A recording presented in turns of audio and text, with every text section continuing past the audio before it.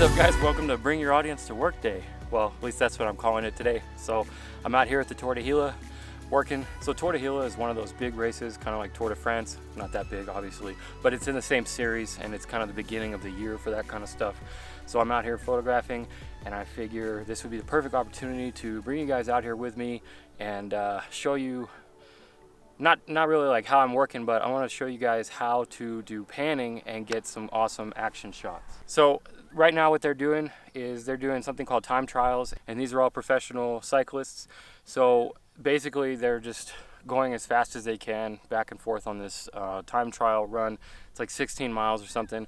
So we're going to be able to stake out here and get them going both ways, both that way and coming this way. So I figured I would give you guys a few tips on how to up your action sports photography and how to do panning specifically. So the great thing that I love about panning is that it doesn't matter. You don't need to have like a fast lens like a 2.8 or a 1.4 or anything like that to get a blurred background. You can have a super slow lens, and or you can have your f-stop super high to get depth of field, but you're still going to blur that background. Sorry, I'm also working, if I didn't mention that before already.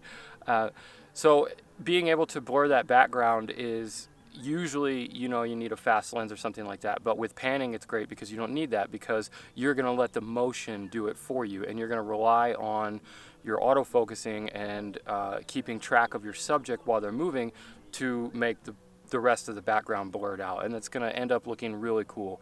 It also, in action photography and action sports, it also really emphasizes speed and motion, movement, and all that stuff. So we really want to show how fast these guys are moving, and panning is a great way to do that.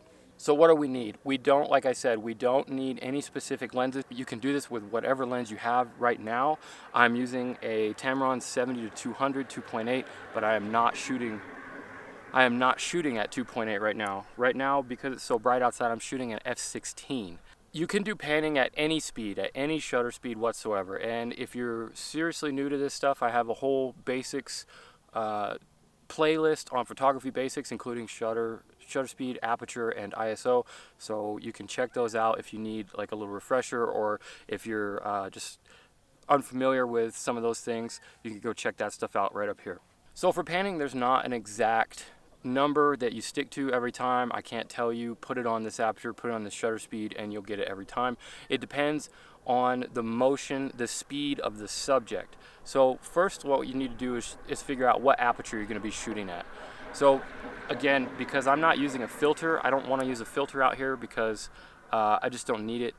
I don't really care what my aperture is right now, so I'm going to set it to what it needs to be to deal with this light. And then I'm going to say, well, these guys are on bikes. They're moving anywhere from 20 to 60 miles per hour. So I'm going to start with a shutter speed of about 2/50th of a second. And that's kind of fast, because eventually we want to slow it down. Eventually we want to see how slow we can get that shutter speed to really exaggerate that motion and still keep them in focus and keep the subject sharp.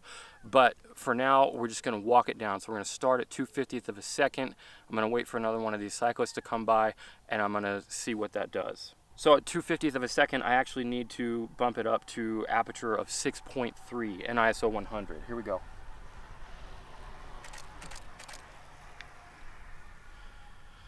So you can see there, that's all right if you just need to capture a good shot or whatever. It's just kind of a mediocre shot, but there's definitely not enough panning there, because the secret to panning here is you have to pan with the same speed. The speed of your lens moving has to match the relative speed of your subject moving through your frame. So that's the trick.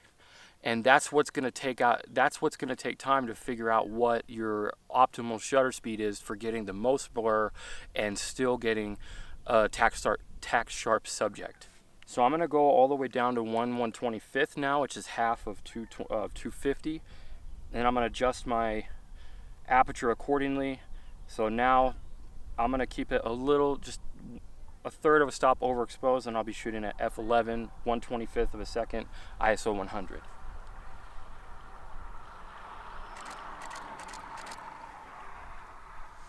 So that's looking a little bit better.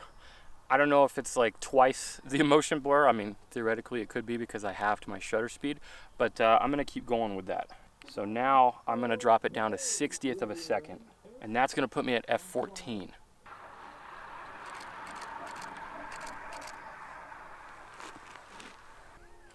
All right, so that's looking a lot better. You can definitely see the motion blur. So there's a couple more things I want to talk about real quick to help your panning. So first, let's talk about autofocusing. For this, I like to have it on a set autofocus. Usually I keep it on my center autofocus or one of the close 9 in my camera, which is the cross type. So I like to keep it on the cross type because that's the best points. Those are going to get you the fastest, most accurate autofocusing to ensure that you're locked on. If you're towards the edges somewhere, it might not be that great. So in conjunction with that, I like to keep it relatively centered, and then I'll shoot a little bit wider than I need so that I can crop, so that I can put my subject on a third or something like that, composition wise, if that makes it better. All right, I'm gonna go a little slower now. 30th of a second, f20.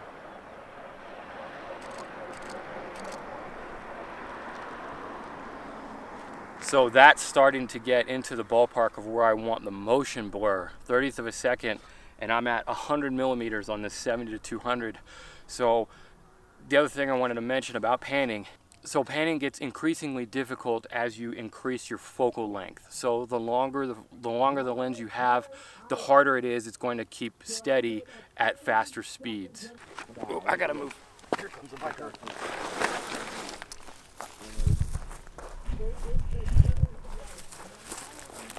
Okay.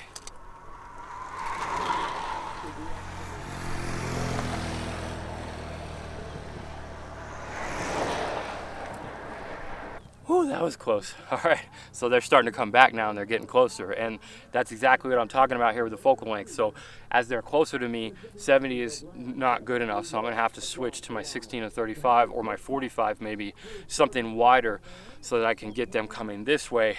And it's gonna be the same principle. I'm just gonna have to adjust my settings to deal with the wider aspect of them. I guess I could also back up too, but kind of on the side of the road, and it's not really the best place to back up. So in this case, I'm just gonna switch lenses. All right, so you can see it's getting increasingly difficult here. These are a couple of my first attempts at 40th of a second, f16, 45 millimeters with them super close, and they're all crap. None of them have been in focus yet. So let's talk about one more thing, and that is your shutter, when you're clicking, and what drive mode you want to be in. So right now, I am in AI servo. I have back button focus setting. That's how I always have it set up. If you don't know anything about back button focus setting and you want to learn, check this video I did out right here.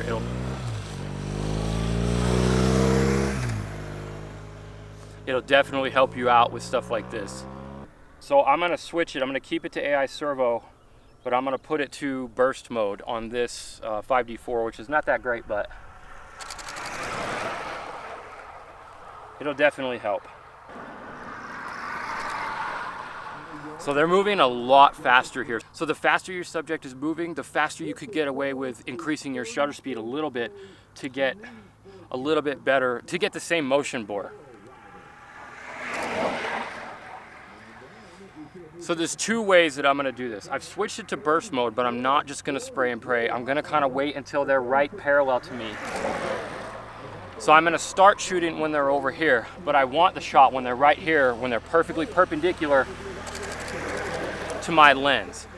So another thing that I'm doing, because I have back button focusing set up, that's gonna help me. As soon as I lock onto my target right there and I'm holding this button down because I'm in AI servo, it's going to hopefully continuously track my subject while I'm shooting. And that's the other key here, is that's going to, if you lock on properly, that's what's gonna get you that shot. And you'll be shooting until you're right here, your subject is right there, perfectly perpendicular to your lens, and that's the shot that I want. And the key you've got to remember here too is finding that speed that they're moving at. So when they're coming this way and they're coming, you guys see how they're moving a lot faster because now they're coming downhill versus when they were going uphill. So that means I've got to really increase my movement speed as well, and that just takes practice. There's just the chances of you coming out here and nailing an awesome panning shot right off the bat are pretty slim to none. And I'm a professional shooter. I've been doing this for a decade. And it still takes me a few minutes to get in the groove of things, to find out their speed, to match my speed to theirs and all that stuff, to get your exposure right and everything. But once you get it set and once you get in the movement, you know, especially if you've got something like this where it's repetitive, and we've got hundreds of cyclists coming through here all day long, so that's really gonna help get me in the groove, and then I'll start nailing those shots, and eventually we'll start getting shots like this. So I think for when they're coming downhill at this speed, I mean, they're probably doing 50 to 60 miles an hour, close to it when they're coming downhill. I'm gonna go ahead and up it to 100th of a second at f13 ISO 100, and I think that's probably going to be a sweet spot for me. So here comes another one, and we'll see.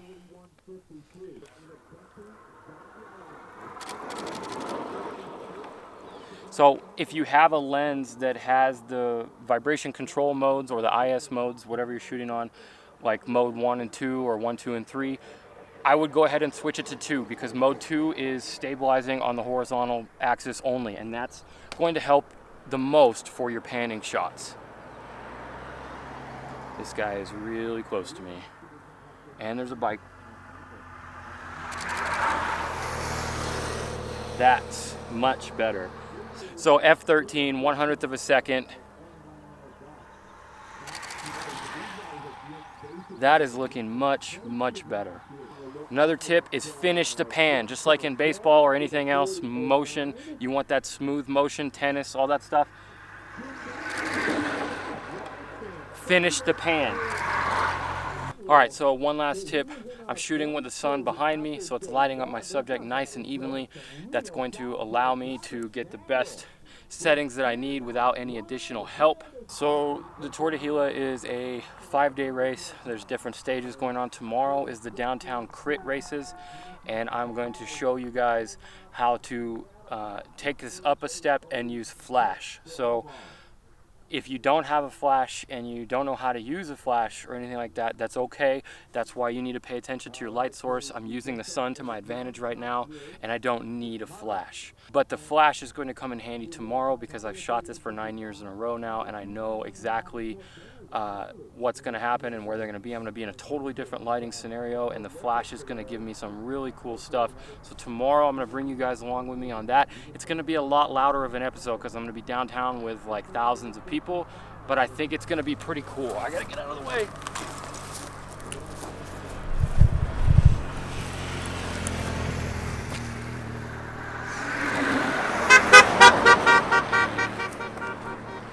That was close. All right, so I'm gonna wrap it up here. I'll show you guys some of the shots that I got so you can see. So hopefully you enjoyed that. So if you have any questions about panning or any of the settings that I did or didn't go over, leave those in the comments below, and I'll definitely answer them if I don't get run over by a bike or car. And I will see you on the next episode when we talk about flash for sports photography. Hit that like button if this video helped you out. Thanks for watching. I'll see you in the next one.